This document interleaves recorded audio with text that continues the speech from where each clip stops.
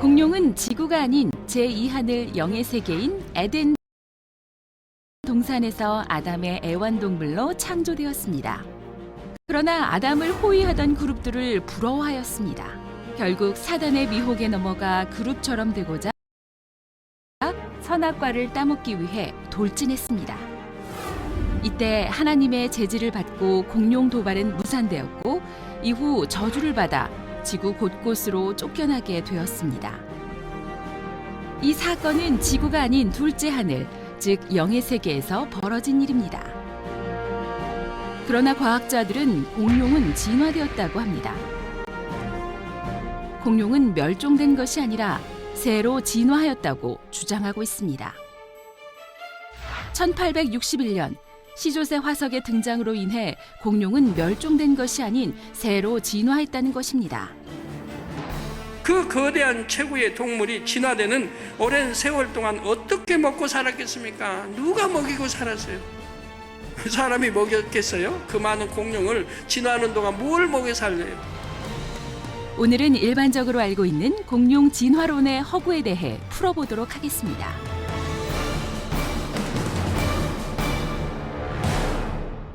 공룡 탄생과 도발, 출현까지 마치 영화의 한 장면을 연상케 합니다. 이러한 내용을 지어낼 수 있을까요? 절대 그럴 수 없습니다. 이러한 내용들은 이 세상 만물을 창조하신 전지전능하신 하나님께서 풀어주시지 않으면 도무지 알 수 없는 것입니다. 이재롱 목사님은 이러한 말씀을 풀어받으시기 위해 무수한 금식과 기도를 하셨습니다. 시편 62편 11절 말씀에 권능은 하나님께 속하였다 하셨습니다. 이재롱 목사님은 그 따르는 권능으로 성경의 모든 말씀이 참임과 하나님의 살아계심, 예수님만이 우리의 구세주가 되심을 증거하고 있지요.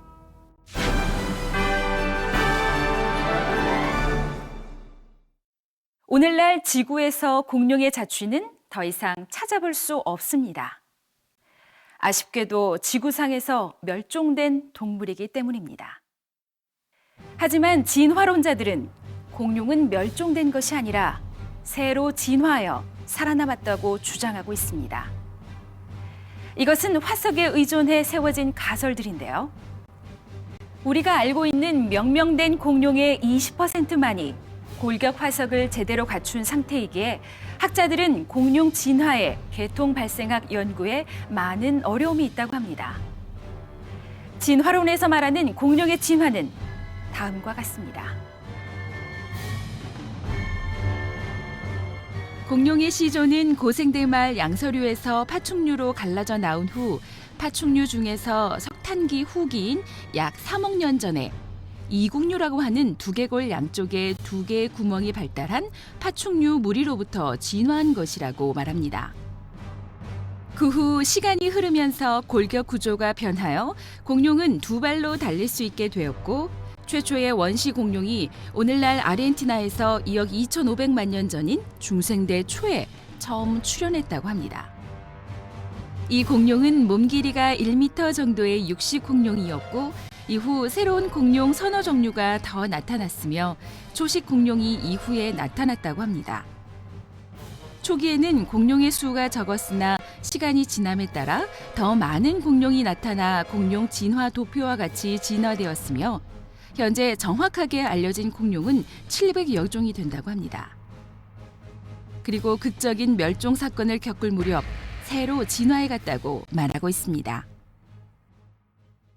이들은 공룡이 멸종한 것이 아니라 새로 진화하였다는 대표적 근거로 시조새 화석을 제시합니다. 고대의 날개라는 뜻의 시조새는 1861년 독일 바이에른 지방의 한 채석장에서 발견되었습니다. 약 48cm의 몸 길이를 지닌 이 화석은 매우 긴 꼬리와 잘 발달된 이가 달린 턱을 지니고 있는데 이 동물은 공룡과 새의 특징을 동시에 지니고 있었습니다. 교과서에서 시조새는 날개 끝에 발톱을 가진 파충류에서 조류로 진화하고 있는 중간 화석이라고 말하고 있습니다. 1859년에 찰스 다윈이 종의 기원을 발간한 지 2년 후 등장한 시조새 화석을 두고 진화론 지지자들은 이것이 바로 진화의 직접적인 증거라고 주장했습니다. 그 후 깃털 달린 공룡 화석도 추가로 발견되었습니다. 그러나 시간이 지나며 시조새는 중간 화석이 아니다라는 주장이 제기되면서 논란의 중심에 있습니다. 공룡, 시조새, 세로의 진화 가설이 끊임없이 논쟁에 휩싸인 대표적인 의문점은 새의 조상이라고 설명되는 깃털 달린 공룡들의 출현 시기가 오히려 시조새보다 늦다는 것입니다. 이는 손자격인 시조새가 할아버지격인 깃털 공룡보다 오히려 먼저 태어난 셈이 되기 때문입니다. 또한 공룡과 새가 함께 살았던 증거들이 화석으로 발견되고 있습니다. 1977년 미국에서는 시조새의 지층에서 현대 조류의 화석이 발견되었고 2002년 로스앤젤레스의 홍적새 화석 매장지에서도 현대 조류 화석이 발견되었다고 보도하였습니다. 그런가 하면 시조새보다 7,500만 년이나 더 오래된 텍사스주의 트라이아스기 후기 지층에서 2마리의 까마귀 크기의 현대 조류 화석이 발견되기도 하였습니다.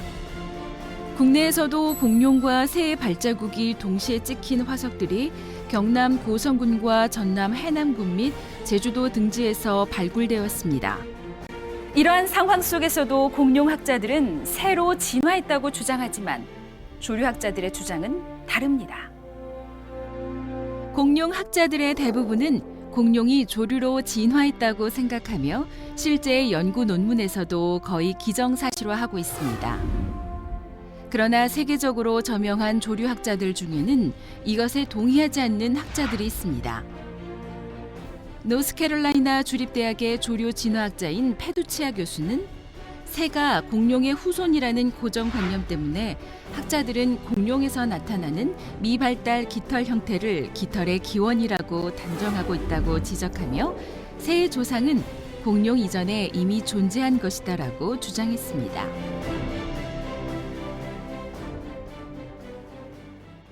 진화론자들은 공룡, 깃털 공룡, 시조새, 새의 흐름으로 진화되었다는 것입니다.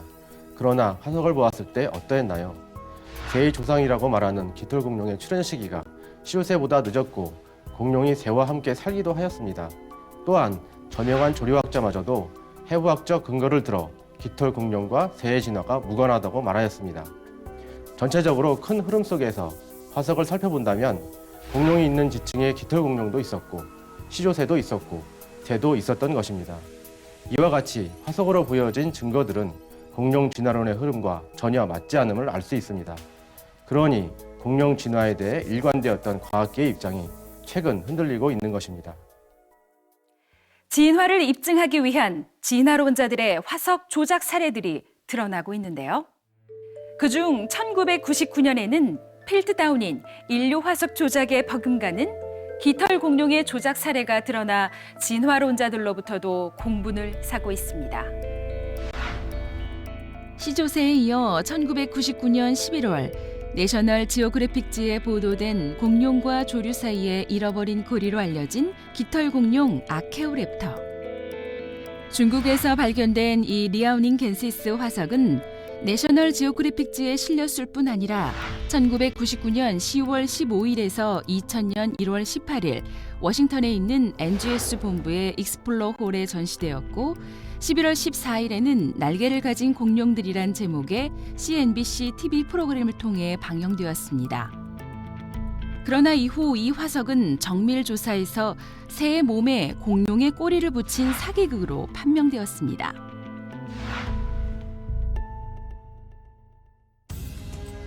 가령 진화론이 옳다면 중생대 엄청난 수의 공룡이 등장하기 위해서는 공룡의 전 단계의 동물들, 진화의 중간 단계 형태를 가진 공룡들이 있어야 하지요.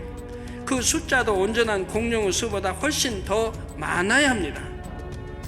한 동물이 온전한 동물로 진화되기까지는 여러 단계의 진화 과정을 거쳐야 한다는 게 진화론의 주장이기 때문입니다. 그렇다면 공룡도 마찬가지지요. 온전한 한 공룡이 나오기까지는 유사하면서도 조금씩 다른 형태의 동물이 더 많아야 합니다. 그러나 현재 알려진 공룡의 대부분이 단 20% 정도만 완전한 골격을 가진 채 이름이 정해졌다는 사실입니다. 다시 말해 대부분의 공룡이 뼈 화석조차 제대로 갖추지 못한 것입니다. 하물며 공룡의 조상으로 보이는 화석들은 더더욱 찾기 힘들다는 사실입니다. 진화론자들은 공룡의 진화 계통을 증명할 수 있는 어떤 증거도 없이 허무한 주장을 하고 있는 것이지요. 공룡이 이 땅의 동물과는 달리 에덴 동산에서 지어졌다는 것을 알 수 있는 것이 있습니다. 바로 공룡의 뼈입니다. 공룡의 뼈 화석을 조사해 보면 매우 특이한 점들을 발견하게 됩니다. 공룡 뼈들을 연구한 결과 대부분이 매우 단단한 뼈를 갖고 있다는 것입니다. 공룡 뼈의 미세 구조를 보면 상당수 공룡과 큰 포유류에서 나타나는 하버시안 뼈, 많은 공룡과 빠르게 성장하는 포유류 및 새에서 나타나는 층상뼈, 몇몇 공룡에서는 전형적인 냉혈 동물인 파충류의 뼈에서 나타나는 나이테 모양의 뼈도 보입니다. 또한 이빨을 포함한 대부분의 공룡 뼈대는 매우 단단해서 웬만하면 파괴되지 않는 인산칼슘으로 구성되어 있습니다. 그래서 많은 공룡뼈가 암석층에 그대로 남아 있을 수 있었던 것입니다. 결국 강한 뼈를 가지면서 여러 뼈 구조가 함께 나타나기 때문에 이것만 보아도 특별한 독립종임을 알 수 있습니다. 지구에 창조된 동식물은 모두 에덴 동산에도 있다 했습니다. 그런데 공룡은 오직 에덴 동산에만 있었지요. 이 지구에는 없었습니다. 하나님께서 지구의 동식물을 창조하실 때에 지구의 흙과 물을 원료로 삼으셨습니다. 하나님께서 말씀을 소리로 발하시면 설계도대로 창조가 되었지요. 그런데 공룡을 만드신 원료는 지구가 아닌 에덴 동산의 흙입니다. 에덴 동산은 영과 육의 중간 차원이며 지구처럼 흙과 물이 있지요. 따라서 에덴 동산의 흙으로 창조된 공룡도 살과 뼈를 가진 동물이었습니다.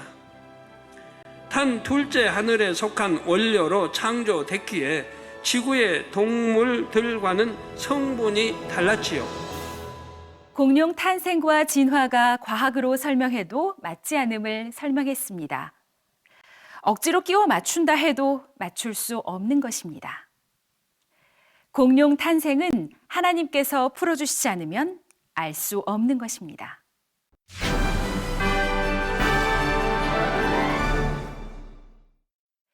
전편에서 잠시 공룡 생존 기간에 대한 설명을 했었는데요.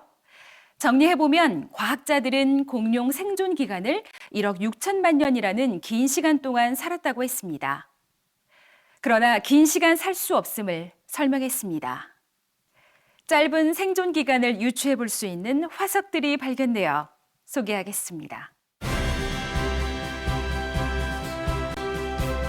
세계적으로 발견된 공룡 화석들은 특정 지역에서 무더기로 발견되었는데 캐나다 엘버타주에서는 새끼부터 다 큰 공룡까지 다양한 크기를 보이는 300마리의 단일종 공룡 화석이 산출되었습니다. 또한 미국 몬태나주 공룡 알산 지역에서도 엄청난 양의 공룡 화석이 발견됐습니다.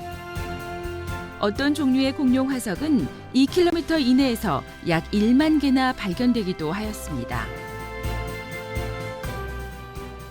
만일 공룡이 원래부터 이 땅에 살았던 동물이라면 이렇게 모여서 살았을 리가 없습니다.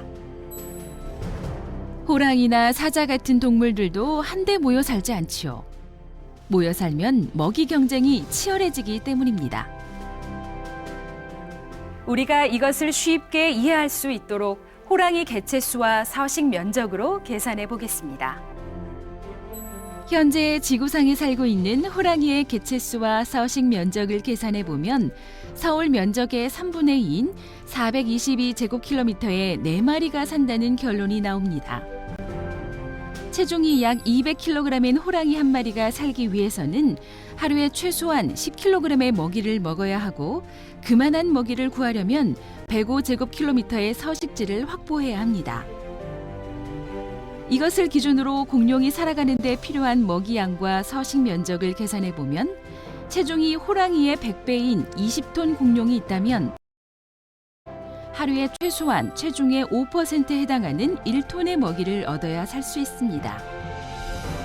서식지도 호랑이 한 마리 영역의 100배인 15,500제곱킬로미터가 필요합니다.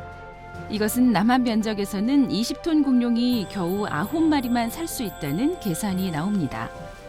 체중이 80톤으로 추정되는 브라키오사우루스는 남한에서 겨우 2마리밖에 살 수 없습니다.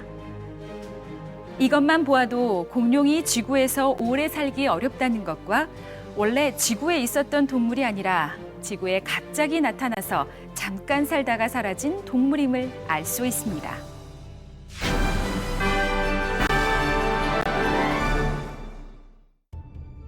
하나님의 능력과 신성을 믿는 사람들은 이 말씀이 사막의 오아시스와 같습니다. 그러나 마음에 하나님 두기를 싫어하는 사람들은 하나님의 진리를 인정하면 자신들이 그동안 쌓은 연구 업적을 부인해야 한다는 두려움도 있을 것입니다. 아버지 하나님께서는 이 마지막 때에 그러한 지식인들을 포함하여 어떤 부류의 사람이든지 모두에게 구원의 기회를 주십니다.